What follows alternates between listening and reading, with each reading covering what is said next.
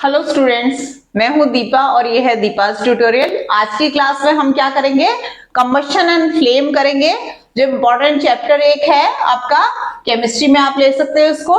तो बर्निंग जो है केमिकल रिएक्शन होता है, चीजें बर्न हो रही है तो रिएक्शन कर रही है ऑक्सीजन के साथ। तो आज की क्लास में हम इसे करेंगे। तो अगर आपको पसंद आता है तो लाइक करो, शेयर करो और सब्सक्राइब करो। तो स्टार्ट करते हैं। तो chemical reaction in which a substance reacts to give off heat is called combustion. Sometimes light is also produced either as a flame or glow. कोयले आप देखते हो जल रहे हैं, ग्लो आ रहा है, कोई फ्लेम नहीं आ रही है। तो फ्लेम तो एक्चुअली तब प्रोड्यूस होती है जब वेपर में चेंज होता है फ्यूल। ठीक है, तो भी सब्सटेंस ये जो बर्न हो रहा है इसको क्या बोलते हैं हम? कंबस्टिबल सब्सटेंस, या फिर हम इसको बोलते हैं फ्यूल। ठीक है, तो फ्यूल क्या है? जो चीज बर्न हो रहा है। जैसे आप क्या फ्यूल यूज करते हो? गाड़ी में पेट्रोल यूज कर रहे हो, है ना? आपके पेरेंट्स कर रहे हैं या ड्राइवर कर रहा है, जो कुछ भी आपको फ्यूल यूज कर रहे हैं। किचन में यूज हो रहा है आपका, किचन में या तो सीएनजी यूज हो रही है अगर आपके वहां पाइप्ड गैस आ रही है, अगर आपके वहां सिलेंडर आ रहा है तो एलपीजी यूज हो रही है। तो एलपीजी और सीएनजी भी आपके फ्यूल से, लोहड़ी या होली में लकड़ी जलाते हैं वो फ्यूल है। तो कोई भी चीज जो जल रही है, हीट दे रही है, वो आपका फ्यूल है। अगर कहीं आग लगती है किसी बिल्डिंग वगैरह में तो पूरी बिल्डिंग ही फ्यूल बन जाती है।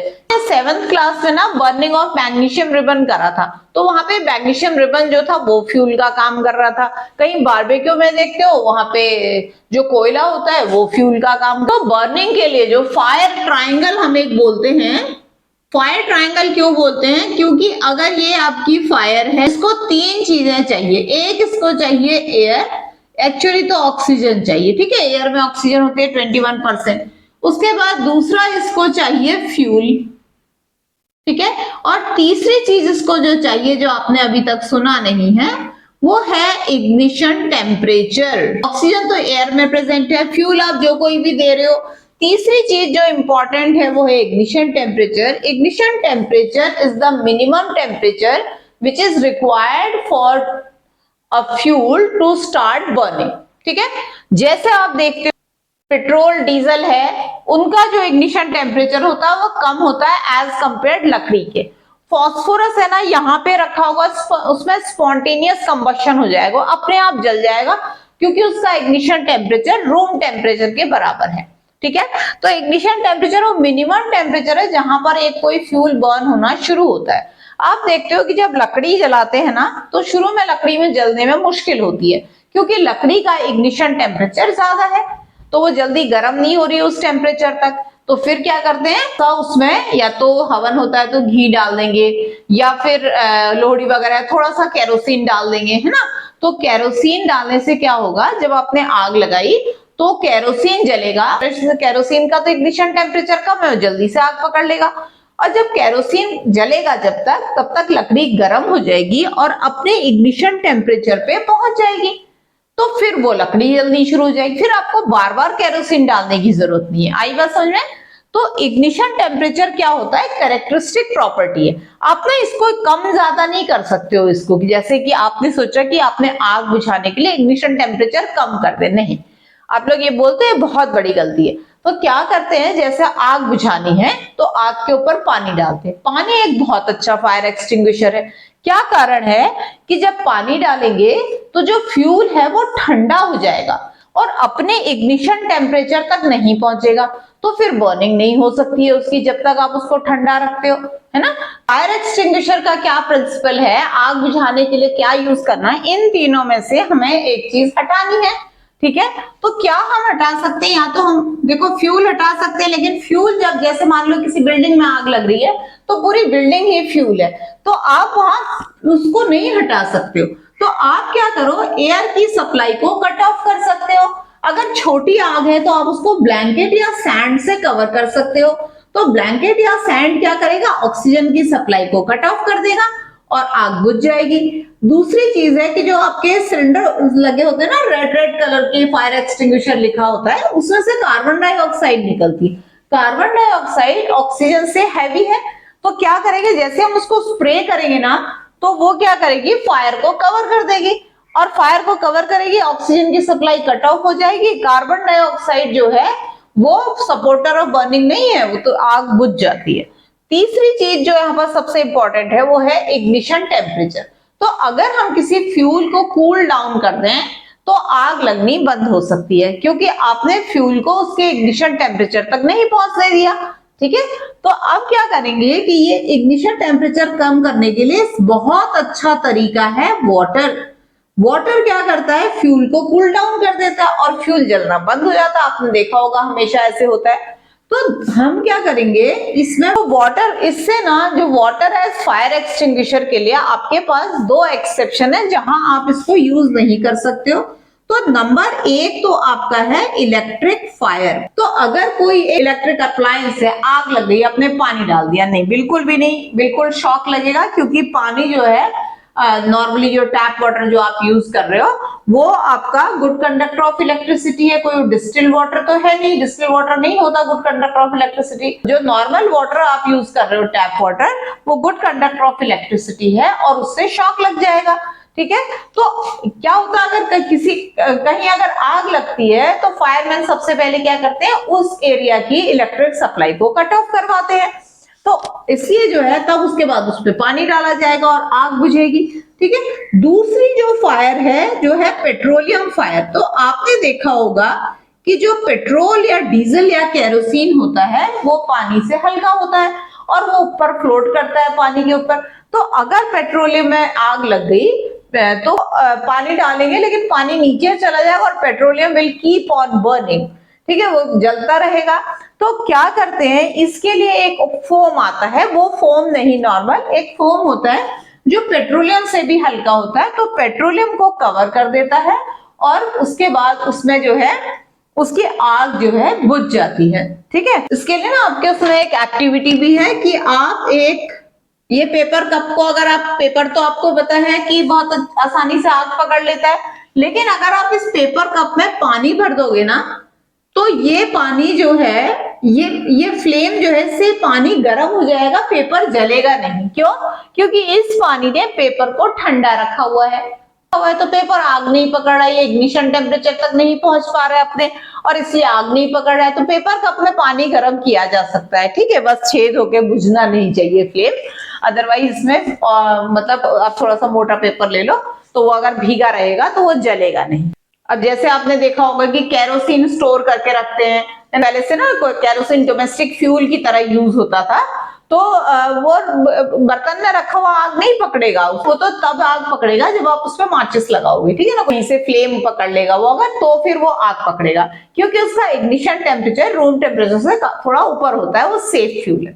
पेट्रोल को घर में स्टोर करने से मना करते हैं, क्योंकि पेट्रोल की जो फ्यूम्स आती रहती है ना वो आग पकड़ सकती है, तो इसलिए इतना सेफ नहीं है घर पे पेट्रोल को स्टोर करना। अब जैसे माचिस की तीली है, माचिस की तीली रखी हुई है तो वो आग नहीं पकड़ती, कब पकड़े, आप उसको उसमें रब करते हो, उसके बॉक्स में जो साइड में आपको बना होता है ना, थोड़ा ये इस तरह से बना होता है ना, तो ये थोड़ा आप हाथ लगा के देखोगे तो रफ होता है। ठीक है, तो रफ क्यों है, क्योंकि जो ये मैच स्टिक में जो आग लग रही है ये इसलिए लग रही है क्योंकि आपने फ्रिक्शन किया, तो इसके अंदर ना थोड़ा सा रेड फॉस्फोरस है, तो रेड फॉस्फोरस है, और ये जो लकड़ी है ये थोड़ा सा ऑयल में डिप्ड है। पहले लकड़ी नहीं पकड़ेगी, लेकिन ये क्या हुआ कि जब आपने फ्रिक्शन किया, थोड़ा सा हीट प्रोड्यूस हुई, तो रेड फॉस्फोरस का जो इग्निशन टेम्परेचर था वो थोड़ा कम था, तो उसने क्या किया, अब उसके मैच स्टिक के जो हेड था उसने आग पकड़ ली। तो अब जैसे आपने देखा होगा कि मैच स्टिक है और ये मैच स्टिक का जो हेड है, ठीक है ना, ये इस तरह से लकड़ी के छोटे से पीस में लगा हुआ है। ये लकड़ी का पीस जो होता है हल्का सा इसमें ऑयल रहता है, और जो हेड है उसके अंदर आपका एंटीमनी ट्राइसल्फाइड और पोटेशियम क्लोरेट होता है। तो पोटेशियम क्लोरेट और ये एंटीमनी ट्राइसल्फाइड होता है, थोड़ा सा ग्लू होता है। पहले से क्या होता था, इसके अंदर antimony trisulphide, potassium chlorate, white phosphorus, starch और ग्लू होता था। तो व्हाइट फास्फोरस का ना इग्निशन टेम्परेचर बहुत कम होता है, तो वो क्या करता है, कमरे में रखे रखे आग पकड़ लेता है, स्पॉन्टेनियस कंबशन हो जाता है। तो बहुत एक्सीडेंट्स हो जाते थे जहां पे मैच स्टिक बनती। तो अभी क्या किया है, अभी इन्होंने सिर्फ ये दो चीजें हैं इस मैच स्टिक के हेड में, और जो ये बॉक्स है आपका, यहाँ पे आपका पाउडर्ड ग्लास और इसमें थोड़ा सा रेड फॉस्फोरस मिक्स है। रेड फॉस्फोरस का इग्निशन टेम्परेचर व्हाइट फॉस्फोरस से ज्यादा होता है, तो ये क्या करेगा, इतनी आसानी से आग नहीं पकड़ता।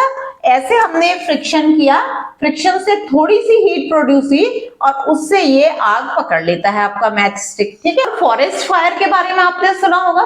फॉरेस्ट में क्या होता है कि जैसे खासकर ना जो ज्यादा जहाँ पे ऑयल कंटेनिंग वुड होता है जिन ट्रीज का, वो बहुत ड्राई वेदर में क्या हो रहा है, फ्रिक्शन हो रहा है, हवा चल रही है, तो जो पेड़ हैं आपस में टकरा रहे हैं, उससे थोड़ी सी हीट प्रोड्यूस हो रही है और थोड़ा वैसे भी टेम्परेचर हाई है, तो लकड़ी क्या होते हैं, पेड़ क्या होते हैं, सूखे पत्ते भी रहते हैं, तो आग पकड़ लेते हैं। और फिर उसके बाद इतना सारा वुड है ना, अगर एक भी जगह आग पकड़ ली या फिर किसी ने एक्सीडेंटली मैच स्टिक या फिर सिगरेट वगैरह फेंक दी, तो फिर काफी फॉरेस्ट जो अनकंट्रोल हो जाती है फायर, और बहुत सारा वाइल्ड एनिमल्स को भी उसमें नुकसान होता है। तो ऐसे सब्सटेंसेस जिनका इग्निशन टेम्परेचर बहुत कम होता है, उनको इन्फ्लेमेबल सब्सटेंसेस बोलते हैं। पेट्रोल के टैंकर्स वगैरह होते हैं ना, पीछे लिखा होता है इन्फ्लेमेबल सब्सटेंस, फायर का एक सिग्नल भी बना होता है, तो वो इन्फ्लेमेबल सब्सटेंसेस हैं। तो अब आपका कंबशन के टाइप कितने हैं, कितने टाइप का है कंबशन? एक है रैपिड कंबशन। तो रैपिड कंबशन क्या होता है, जब कोई फ्यूल जो है आसानी से आग पकड़ लेता है, जिसमें कि एक्सटर्नल हीट प्रोवाइड करनी पड़ती है, मतलब आप एक बार हीट प्रोवाइड करोगे उसके बाद जब वो जलने लगेगा, तो उसको रैपिड कंबशन बोलते हैं। जैसे पेट्रोल है, केरोसिन है, वो रैपिड कंबशन करते हैं। दूसरा आपका है स्पॉन्टेनियस कंबशन। स्पॉन्टेनियस कंबशन में क्या होता है, विदाउट एक्सटर्नल हीट अगर कोई भी सब्सटेंस आग पकड़ रहा है, जैसे फास्फोरस का मैंने आपको एग्जांपल दिया, व्हाइट फास्फोरस, तो उसको हम बोलते हैं स्पॉन्टेनियस कंबशन। ठीक है, और तीसरा हमारा है एक्सप्लोजन। तो फायर क्रैकर में होता है एक्सप्लोजन, बॉम्ब में होता है एक्सप्लोजन। तो इनमें क्या होता है, बहुत सारी हीट, लाइट और साउंड प्रोड्यूस होता है, लेकिन हमें एक्सटर्नल हीट प्रोवाइड करनी पड़ती है कि अगर आपने कोई फायर क्रैकर है, जब आप जलाओगे उसके बाद बहुत सारी लाइट, हीट और साउंड प्रोड्यूस होगा। तो ये 3 टाइप के आपके कंबशन हैं। काफी सारी कोल माइंस में भी हमको स्पॉन्टेनियस कंबशन देखने को मिलता है, जिससे आग जो होती है वो बहुत अनकंट्रोलेबल हो जाती है।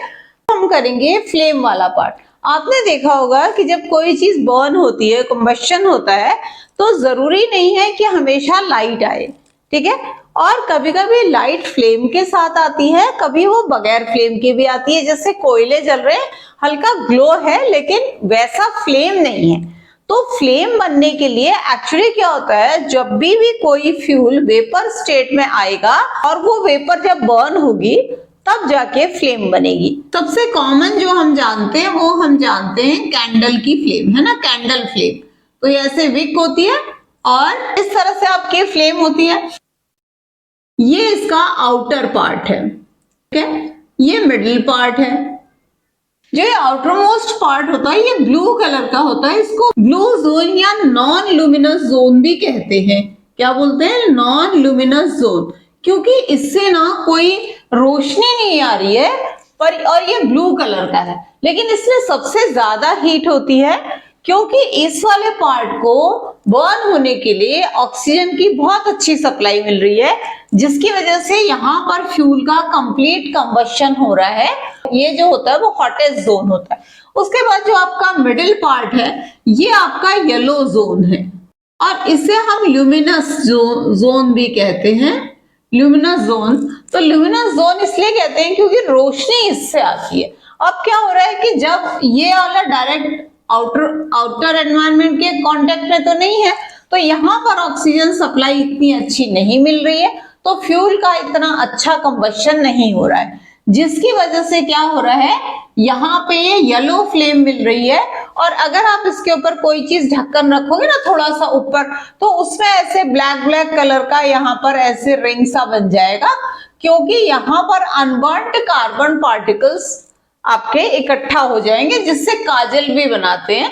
अनबर्न्ड कार्बन पार्टिकल है, ये कहां से आए? जो आपका ये वैक्स है ना, ये एक्चुअली कार्बन कंपाउंड से बना हुआ है, जिसको आप आगे आने वाली क्लासेस में पढ़ोगे। तो अभी तो जो है ये येलो जोन, लुमिनस जोन है, इसमें मीडियम हीट होती है, कंप्लीट कंबशन नहीं होता। इन तीनों जोन्स के बीच में आपको डिफरेंस भी आएगा करने के लिए। उसके बाद जो इनर मोस्ट पार्ट है, ये आपका ब्लैक है, ब्लैक कलर का होता है, और ये जो है कोल्डेस्ट जोन है, और यहाँ पर जो है वो बिल्कुल भी ऑक्सीजन पहुंच नहीं रही है तो कंबशन टेक प्लेस नहीं कर रहा है। क्या होता है जब आपने इसको बर्न किया ना, तो ये वैक्स जो होती है वो आपने वो लगाई, माचिस लगाई इसकी विक के पास, विक में भी हल्की सी मोम लगी होती है ना, तो फिर क्या होता है कि ये जो वैक्स होती है ये मेल्ट होती है और इसमें कैपिलरी एक्शन से ऊपर राइज करती है और फिर उसके बाद वो वेपराइज होती है और वो वेपर्स बर्न करते हैं, इसलिए फ्लेम प्रोड्यूस होती है। ये जो ब्लू जोन है, मैंने आपसे कहा कि हॉटेस्ट जोन है। आपने गोल्ड स्मिथ को देखा होगा, जो सुनार, जो गोल्ड पीसेस में काम करते हैं ना, सुनार जो होते हैं, वो लोग क्या करते हैं, इस फ्लेम को ऐसे, उनके पास ट्यूब सी होती है, ये जो इस तरह से फ्लेम का जो ये ब्लू वाला पार्ट है इसको डायरेक्ट कर देंगे अपने यहाँ पर गोल्ड के पीस के ऊपर, जो कि मेल्ट हो जाएगा, उससे फूक से करते हैं। तो ये क्या होता है, ये क्योंकि हॉट ज्यादा है ना, तो यहाँ पर ये क्या होता है, इसको मेल्ट करके उन्होंने जो भी चीजें ठीक करना है, इसको रिपेयर करना है या कोई चीज उसमें फिट करना है, कोई स्टोन वगैरह, तो वो चीज ये आसानी से कर सकते हैं। अपना गैस स्टोव का बर्नर देखा होगा, इस तरह का होता है और उसमें बहुत छोटे छोटे ऐसे होल्स होते हैं और आप ध्यान से देखोगे तो हर होल से ना इंडिविजुअल फ्लेम आ रही है। तो एक सीधी ऐसे अगर एक ही पाइप होता है ऐसे खुला हुआ तो सिर्फ इतनी ही ब्लू जोन होता और बाकी यहाँ पर जो है येलो जोन में और ब्लैक जोन में फ्यूल काफी सारा वेस्ट होता। तो इसलिए क्या किया गया है, छोटे छोटे होल्स बनाए हैं जिनसे बहुत छोटी छोटी ऐसे फ्लेम्स बन रही हैं और हमें ब्लू पार्ट ज्यादा मिल रहा है और हमारी जो कुकिंग है वो अच्छी हो रही है, साथ में हमें अपनी फ्यूल की कंप्लीट वैल्यू भी मिल रही है, गुड कैलोरीफिक वैल्यू, मतलब उसकी जो हीट है वो पूरी तरह से हमें मिल रही है। इसमें क्या होता है, अगर आप गैस बर्नर के इधर से देखोगे ना, तो इस तरह से पाइप होता है, उसमें यहाँ पर ऐसे होल होते हैं, इधर से गैस का जेट आता है और इधर से ऑक्सीजन आती है, एयर आती है और ये दोनों मिक्सचर जो है यहाँ पर इन होल्स के थ्रू बाहर आते हैं और बर्न होते हैं। जब भी हम इसको माचिस से जलाते हैं, ऑटो इग्निशन से जलाते हैं, फ्लेम्स छोटी छोटी बन जाती है। अगर आपकी ये फ्लेम ना ब्लू की बजाय थोड़ा येलो आ रही है या जिस पे आप कुकिंग कर रहे हो बर्तन अगर आपका नीचे से काला हो रहा है, तो इसका मतलब है कि इसको क्लीन करना है, इसमें जो है छेद बंद हुए हैं और ऑक्सीजन प्रॉपर तरीके से नहीं मिल पा रही है जलने के लिए और ये जो है इनकम्प्लीट कंबशन हो रहा है, तो आपका फ्यूल वेस्ट जाएगा। तो अब हम बात कर रहे हैं बार बार कि फ्यूल है, फ्यूल है, तो ये फ्यूल है क्या चीज? जो कुछ भी हमारा कंबशन हो रहा है जिस भी चीज का, वो आपका फ्यूल है, ठीक है। तो फ्यूल आपका क्या होता है, सोर्स ऑफ हीट एनर्जी, जो कि बर्न होकर के हमें क्या देगा, हीट देगा, ठीक है। अब जो है गुड फ्यूल क्या है, पहले तो फ्यूल की एफिशिएंसी देखते हैं क्या होता है। फ्यूल एफिशिएंसी मींस जो आप फ्यूल यूज कर रहे हो वो कितना एफिशिएंट है, यानी कि वो कितनी हीट दे रहा है, ये चीज हम बताते हैं कैलोरीफिक वैल्यू से। किसी कैलोरी जो होती है वो क्या होती है, आपकी एनर्जी की एक यूनिट होती है। So calorific value of a fuel क्या है, heat produced on burning 1 kg of fuel completely, ठीक है। तो इसको kilo joule per KG, kilo joule per KG, यानी कि 1 kg जलाने में जितने किलो जूल आपकी हीट प्रोड्यूस होती है वो उस फ्यूल की कैलोरीफिक वैल्यू हम उसको बोलते हैं। जितनी ज्यादा कैलोरीफिक वैल्यू होगी फ्यूल उतना ही अच्छा होगा। पेट्रोल, डीजल, केरोसिन होते हैं, उनकी 45,000 किलो जूल पर केजी उनकी कैलोरीफिक वैल्यू होती है। अगर हम हाइड्रोजन की बात करें, हाइड्रोजन जो है अभी तक बेस्ट फ्यूल है, तो 1,50,000 किलो जूल पर केजी जो है वो हाइड्रोजन की कैलोरीफिक वैल्यू है।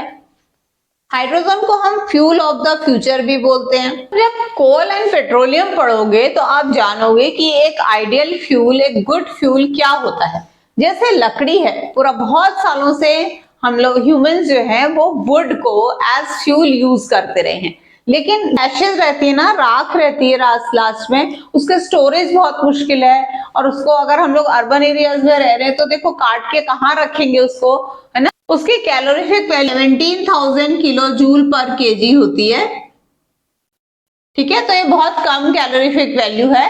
तो और उसके अलावा लकड़ी जब हम जलाते हैं तो आपने देखा है कि येलो कलर की फ्लेम आती है, बहुत ब्लू फ्लेम बहुत ज्यादा नहीं आती है। तो इसका मतलब उससे बर्तन वगैरह भी काले होते हैं, रेजिड्यू रहता है, तो इतना अच्छा फ्यूल नहीं है। साथ में क्या है, जब हम वुड को एज फ्यूल यूज कर रहे हैं तो डिफॉरेस्टेशन होता है, क्योंकि लकड़ी जंगल से कट के आ रही है तो पेड़ कट रहे हैं और एक पेड़ को बनने में कितने साल लगते हैं, तो डिफॉरेस्टेशन होता है। वैसे तो फ्यूल हमारे लिए जरूरी है, क्योंकि खाना बनाना है, ट्रांसपोर्टेशन सिस्टम यूज करना है, तो इलेक्ट्रिसिटी प्रोड्यूस करनी है, तो फ्यूल की जरूरत पड़ती है। फ्यूल के बगैर तो हम सोच नहीं सकते लाइफ को। लेकिन फ्यूल जब बर्न होता है तो बहुत सारे हार्मफुल प्रोडक्ट्स प्रोड्यूस होते हैं, जैसे कि कार्बन डाइऑक्साइड। तो कार्बन डाइऑक्साइड तो मोस्ट ऑफ द फ्यूल्स जो है आपके, वो आपके ऑर्गेनिक कंपाउंड्स है, यानी कि कार्बन के कंपाउंड है। जब वो जलेंगे तो कार्बन डाइऑक्साइड प्रोड्यूस होगी। कार्बन डाइऑक्साइड ना एक ग्रीन हाउस गैस है। अब आप कहोगे कि ग्रीन हाउस गैस क्या होती है, तो मैं आपको एक छोटा सा एग्जांपल देती हूँ। अगर गर्मी है तो कार में बैठते ही हमें ना बहुत तेज गर्मी लगती है, क्योंकि धूप पर खड़े खड़े गर्म हो गई है, क्योंकि उसमें काफी सारा ग्लास होता है और ग्लास की प्रॉपर्टी होती है कि वो हीट को ट्रैप कर लेती है अंदर और जाने नहीं देती। ठीक है, इसी तरह से आपने देखा होगा हिली एरियाज में ग्रीन हाउस या पॉली हाउस बनाते हैं, तो उसमें ना वो बेमौसम की सब्जियां उगाते हैं, क्योंकि जो हीट सनलाइट अंदर जाएगी और वो हीट जो है अंदर ट्रैप हो जाएगी। तो कार्बन डाइऑक्साइड और एक गैस है मीथेन, जो कि काफी सारे फ्यूल का पार्ट भी है। तो ये जो है, ये दोनों जो गैसेस हैं, कार्बन डाइऑक्साइड और मीथेन, ये ग्रीन हाउस गैसेस हैं। ये अर्थ के एटमॉस्फेयर में हीट को ट्रैप कर लेते हैं, सोलर हीट को, और उसके बाद उसको जाने नहीं देते। इसकी वजह से हो रही है ग्लोबल वार्मिंग। तो ग्लोबल वार्मिंग का क्या नुकसान है? ग्लोबल वार्मिंग का ये नुकसान है कि जो कोस्टल एरिया है वहां फ्लड आ सकते हैं, वो सबमर्ज हो सकते हैं, ग्लेशियर पिघल जाएंगे और जो है पानी का जो सारा बैलेंस है वो सब गड़बड़ हो जाएगा। ठीक है, दूसरी चीज जो है, जब हम इसको बर्न करते हैं फ्यूल को, तो carbon dioxide plus sulphur dioxide plus nitrogen dioxide, ऐसे फ्यूल, ये फॉसिल फ्यूल में सल्फर, नाइट्रोजन और कार्बन होता है, तो ये चीजें हमारी प्रोड्यूस होती हैं। ठीक है, अब कार्बन डाइऑक्साइड क्या होगा, अगर बारिश होगी तो पानी से रिएक्शन करके ये बना देगा H2CO3, यानी कि कार्बोनिक एसिड, और SO2 जो है वो रेन वाटर से रिएक्शन करके बना देगा H2SO3, यानी कि सल्फोनिक एसिड। ये जो है वाटर के साथ रिएक्शन करके, रेन वाटर के साथ रिएक्शन करके बना देगा नाइट्रिक एसिड। और ये तीनों चीजें क्या बना देंगी, एसिड रेन। और एसिड रेन क्या करती है, मॉन्यूमेंट्स को खराब करती है। मार्बल जो होता है वो एसिड के साथ रिएक्शन करके उसमें हो जाता है मार्बल कैंसर। अब ये मार्बल कैंसर वो कैंसर नहीं जो ह्यूमन बॉडी में होता है, लेकिन हाँ, एसिड रेन जो है मार्बल से बने हुए मॉन्यूमेंट्स को येलोइश कर देती है और उसको कुछ डैमेज भी कर देती है। ठीक है, अलावा ये एसिड रेन जो है सॉइल का पीएच चेंज कर देती है, सॉइल को एसिडिक कर देती है, जिसकी वजह से सॉइल को नुकसान पहुंचता है और क्रॉप्स उसमें प्रॉपरली ग्रो नहीं हो पाती हैं। ठीक है, इसके अलावा जब फ्यूल जलते हैं तो अनबर्न्ड कार्बन पार्टिकल्स जो होते हैं वो एयर में आ जाते हैं, और ये अनबर्न्ड कार्बन पार्टिकल्स जो होते हैं, हमें खांसी आती है। स्मोक होता है ना, धुआं, तो हमें खांसी आती है, और अस्थमा वाले पेशेंट्स को जो है इससे बहुत ज्यादा परेशानी होती है। साथ में हमने कहा कि अगर कंप्लीट कंबशन नहीं हो रहा है फ्यूल का, तो फिर क्या होगा, एक गैस बनती है जिसको बोलते हैं carbon monoxide gas. Carbon monoxide gas is a result of incomplete combustion of fuel. जैसे हरे पत्ते जलाए तो कार्बन मोनोऑक्साइड बनेगी। आग सेकने के लिए जैसे कोयला जलाते हैं, कमरा बंद कर लेते हैं, वहां कार्बन मोनोऑक्साइड बन सकती है, क्योंकि उसको जलने के लिए ऑक्सीजन नहीं मिल रही। तो इस तरह से इनकम्प्लीट कंबशन से कार्बन मोनोऑक्साइड बनती है, जो कि बहुत पॉइजनस गैस है। जो हमारा हीमोग्लोबिन होता है ना, वो क्या करता है, ऑक्सीजन को कैरी करने के बजाय कार्बन मोनोऑक्साइड को कैरी करता है, और बॉडी में ऑक्सीजन की कमी होने से दम घुटने से डेथ हो जाती है या फिर बेहोशी आ जाती है। अगर कहीं आग लगती है ना और बहुत सारी कैजुअलिटी हो जाती है, बहुत सारे लोग मर जाते हैं, तो हर आदमी जलने से नहीं मर रहा है, बहुत सारे लोग दम घुटने से मर रहे हैं, उसका कारण होता है ये कार्बन मोनोऑक्साइड। तो इनकम्प्लीट कंबशन का रिजल्ट है कार्बन मोनोऑक्साइड। इसके अलावा हम कुछ कॉमन फ्यूल्स हम जान लेते हैं जो हम यूज करते हैं। एक है एलपीजी। एलपीजी क्या है? Liquefied petroleum gas. होता है गैस को सिलेंडर में ना कंप्रेस करके भरते हैं तो वो लिक्विड हो जाती है, लिक्विफाइड है। और उसके अलावा एक है सीएनजी जो क्या है? Compressed natural gas. ये पाइप से आती है और जबकि एलपीजी जो है वो किससे आती है? सिलेंडर से आपके घरों में आती है। तो ये फुल फॉर्म आपको आने चाहिए। जब हम फुल फॉर्म लिखते हैं तो जितने भी लेटर्स हमारे इसमें आए हैं एब्रिविएशन में वो यहाँ पे कैपिटल लेटर में होने चाहिए। ठीक है, ये बात आप ध्यान रखा करो, कभी भी ऐसा नहीं कि साइंस में ही हमेशा ही ध्यान रखो। तो आई होप कि आपको चैप्टर समझ में आया होगा अच्छी तरह से, और अगर कोई डाउट है तो पूछो, और पसंद आया है तो लाइक करो, शेयर करो, सब्सक्राइब करो। कोई और भी चैप्टर अगर कराना हो तो मैं करा सकती हूँ।